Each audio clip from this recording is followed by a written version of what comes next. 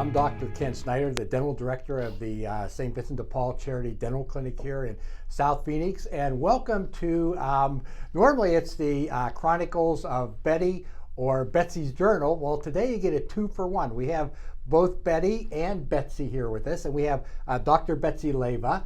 And we have soon to be, in a few years, Dr. Betty Contreras. And it's interesting that we get to combine this because you both have become such good friends. And had you not both come to St. Vincent de Paul, the chances are very remote you would even know each other. I know, and yeah. so I thought what we might do, we might start out by just kind of, because your stories are just so inspirational. I mean, not only to young boys and girls, which that's one of our purposes of having the Chronicles of Betty and Betzy's Journal, to be an inspiration to young boys and girls, that let them know if you dream and go for it, things will happen and you will get there. But also, it's just a heartwarming story how you two have become best friends. Sometimes I even almost feel like you're sisters. It's kind of the relationship you have. Sisters that like each other. we've all known sisters not so good. But anyway, let's start with Betty. Can you tell us just a little bit your journey? I know we covered it in previous episodes, but just remind folks your path to here to St. Vincent de Paul. St. Vincent de Paul. Well, I got here 20 years ago, and it was thanks to you who gave me the opportunity to work here and hire me without knowing the language. I used to work at Joshi's as a cashier, and then he stopped by, grabbed some food, hired me, and then now I'm here 20 years later. And in our last episode of Betty's Journal, I'm getting mixed up, the Chronicles of Betty, the Chronicles of Betty, we mentioned how you came across with coyotes. You were only in 5th grade. If you get a chance, go back and view that episode. I mean, it's a heart-wrenching story. And Betzy, can you tell us a little bit about how you ended up here at St. Vincent de Paul? Well, I came, right out of high school. I graduated from high school. I was not sure what to do, as in a career. So yeah, I just wanted to do hygiene. I was thinking about that, so then I came here, volunteered, and then they couldn't get rid of me. So then, we still we still can't. But yeah, so then I started volunteer for like 3 years, and then got hired. Yeah. Now, Betty, you were already here when Betzy came up the stairs. What was your first impression of Betzy? She was a baby. No, she was really shy. I don't know what happened to her now. But I just knew that she was good for the team, and I didn't know she was going to work here. We thought she was just volunteering. But I'm glad she became one of us, one of our family, sister, from another mother. Yeah. And Betzy, what was your first impression of Betty? Oh, better watch out. Be nice with your older. Well, I mean, I saw that she, was a hard worker, and that she, whatever, put her to do, she'll do it no matter what. She wants money. I know. No, but yeah, I mean, I was a little bit scared of her, nervous, you better watch out what I do. But yeah, no, after you know her, she's a clown. And so neither of you probably growing up had any idea that you would have a career in dentistry. Nope. And so it's kind of interesting how you both came here by chance. And Betty, when did you first, having been here, I know first it was a job, you needed a job and you had a job and whatnot. But when did you first, in fact, you thought you were going to be the janitor here. Yes, correct. And when did you first decide, or did a moment strike you where you thought, wow, this is something I really want to do with my life? I think it took a little bit for me to decide this is what I wanted to do. I mean, as an assistant, it was great. I loved it. I didn't think I could, see myself doing something more because of, my story, 5th grade education, who's going to dream to become a doctor with the background of 5th grade education? No one. So I never thought that could be possible. So I think it took maybe 3 to 4 years for me to start seeing maybe I can do this. And then you were always so supportive and believing in me. So I'm like, I think I can do this. He thinks I can do it. I can do it. You probably thought, well, if he could do it, I could do it. Sure, it wasn't like that. No. But what was totally, originally I hired you for the front desk because you spoke the language, and I could tell, you worked at Yoshi's drive-thru where we met, and I could tell you had a good personality to put people at ease and so forth. But you were so good in the back with the kids. It was amazing because at the time, you had no children of your own, and yet you were so motherly to those kids. Doing dentistry on children is not the easiest job in the world, but you made my job so easy by just how your approach was, and they just listened to you. I don't know if they thought of you as a mother or a big sister, no, or they were like, if you don't behave, watch when we're done. Now she listens. They're like, yeah. And so at what point? So you came up, to observe, thinking maybe that was something you wanted to find out more, but probably it wasn't really in your heart at that time that, hey, I want to be a dentist. At what point did you first discover that, hey, this is something I want to do? I think it was like when I started shadowing the D4s, like the 4th year dental students, and then also just seeing obviously like the staff and seeing how the patients were grateful. So then I was like, you know what, I think this is something that I would like to do, just because it's something that you change the patients, like pretty much smile life.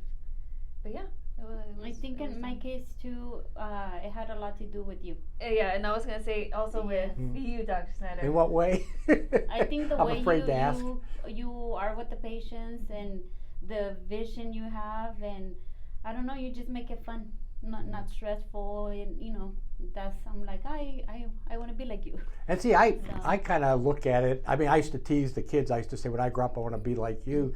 But I actually felt that way about you two, because you two inspired me so much to do what I do. And you made it fun to come to work every day, and yeah, it was. You made it fun to come to work every day. Yeah. Well, we did have a lot of fun. Yeah. So starting with you, Betzy. Now, you took all your courses at night while working full time. You studied for the dental aptitude test, and it was a long process. Yeah. Was there ever a time where you questioned yourself? Is this really worth it? Should I Yes. just? Yeah.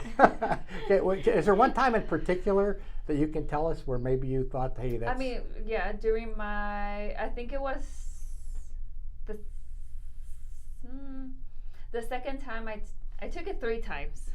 That's why I tell She's Betty. talking about the DAT. The DAT. I took the DAT Okay. 3 times. And for those of you who don't know, that's the entrance exam to get into, or to at least be able to apply for dental school. Yeah. So that was one of the points where I was like, once I took the second time and I saw that my grades were not that high, because this is not a pass or fail. It's just, you have to get a certain amount, like a certain number to be able to be acceptable, into the school. So after I took the second time, I was like, you know what, why am I doing this, and blah, blah, blah. But then I also, I always had, you guys in mind, and Dr. Snyder, and then, the same thing as Betty said, Dr. Snyder believed in me. So, and then I know that I wanted something better for myself, for my family. And then I was like, you know what? No, I have to do this. And yeah, the 3rd time I did better. Yeah, and then, but there was also another point in, when I was in dental school, my 1st year, it was hard. Just, and I know Betty's going through this too. I took a class one at a time, like the prerequisites. So by the time that also I was in dental school, I took biology 6 years ago or something like that. Yeah. So when I got there, taking my 1st year, it's all sciences. I remember I was taking an exam.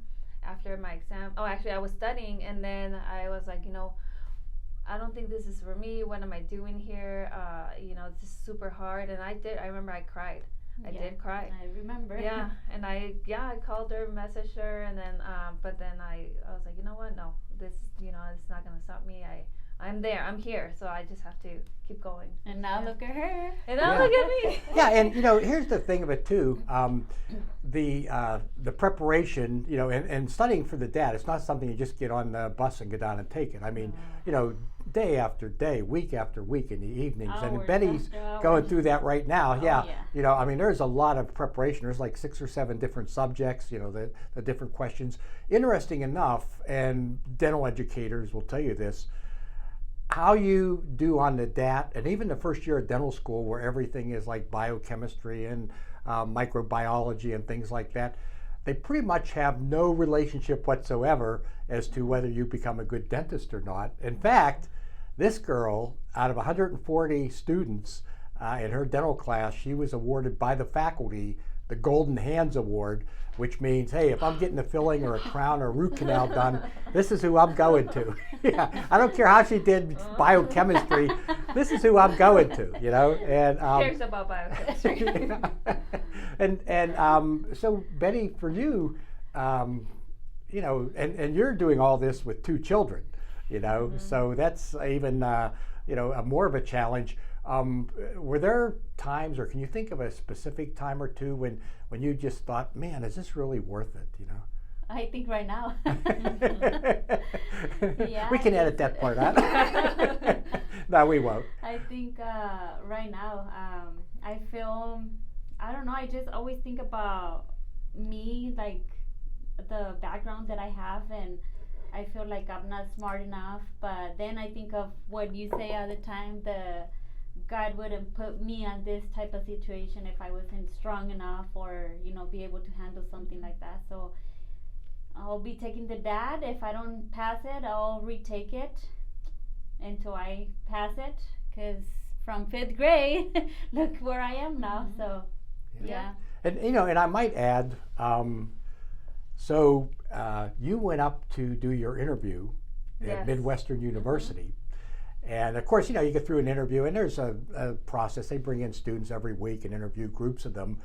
And when you came back from your interview, and we were all excited how to go, and you had tears in your eyes. Oh my God. And we all thought, oh no, you know. And we said, wow, how did it go? You know, we feel obligated to ask you. I was wondering, should I ask her? Should I not? Should I pretend I have to go to the bathroom? I don't know what to do, you know, like, but I asked you, and you said, I'm in, you know, and I said, no, I'm in the interview. How'd the interview go? And you go, I'm in. And I said, in what? You know? And you said, I'm in, because always, you know, I mean, weeks later they send you a letter in the mail, and you don't want to open it up, but you do, and it either says you got in or you are not getting in. And so can you tell us a little bit about that, how that happened?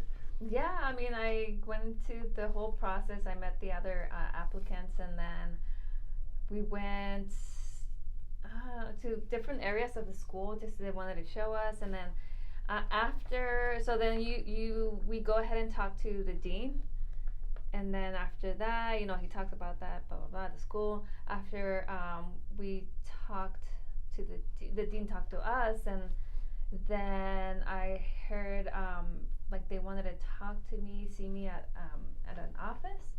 It was at that time Dr. Herring was the clinical dean of Midwestern, and then so I went to meet him, and then, you know, he was just talking to me about, you know, life and stuff like that, and he just said, like, well, congratulations, you know, you had accepted into Midwestern Dental School. And I was like, what? I was like, whoa, what did you say? It's like, yeah. And then we both actually started, like, I got so nervous, and we both, like, started, like, our eyes got we got teary-eyed, and yeah, so then wow. I remember I called my dad and my mom, and then came straight to St. Vincent. I remember it was a rainy day, cloudy rainy day. Yeah, I remember too. And I came straight to St. Vincent, and I told him, like, hey, man, like, yeah. And you were up there, and they said, you need to go to the office. Did you think you were in trouble already? I was like, oh, okay.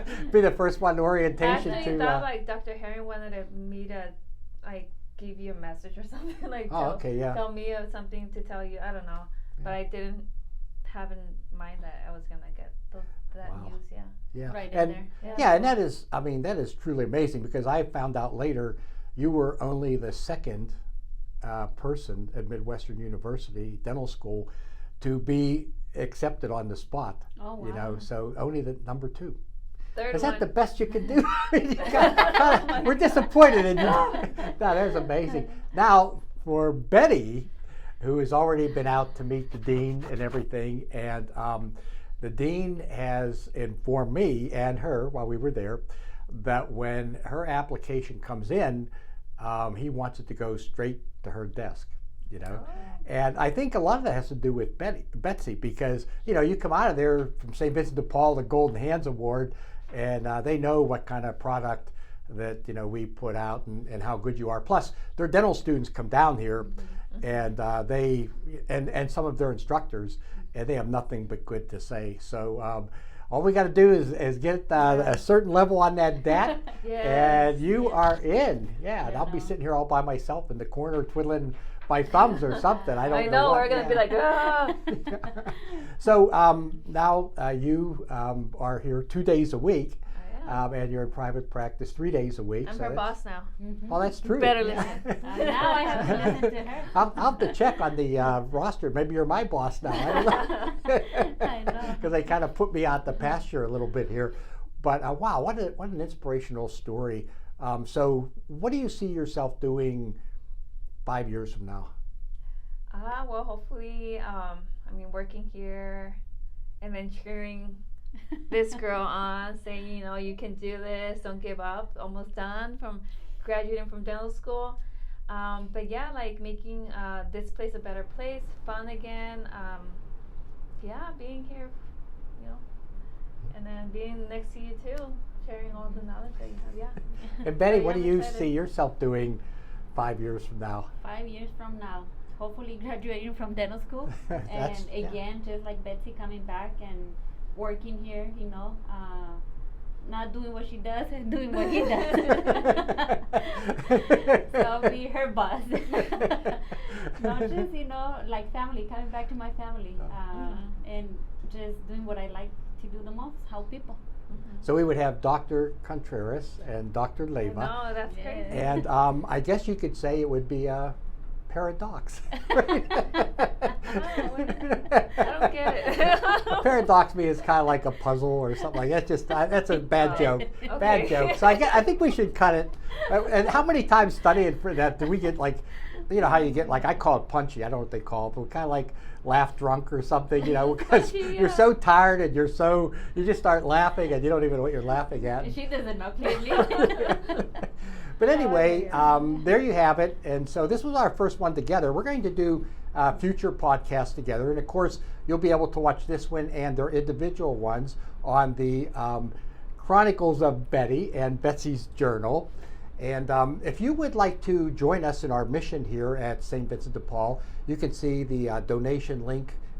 You know, if you want to give to the dental clinic and help us with our mission there, giving people, those who have no insurance, men, women, and children, no access to care, giving them back their smile, please designate that. And mention that you heard it on Betsy's Journal or Betty's Chronicles of Betty.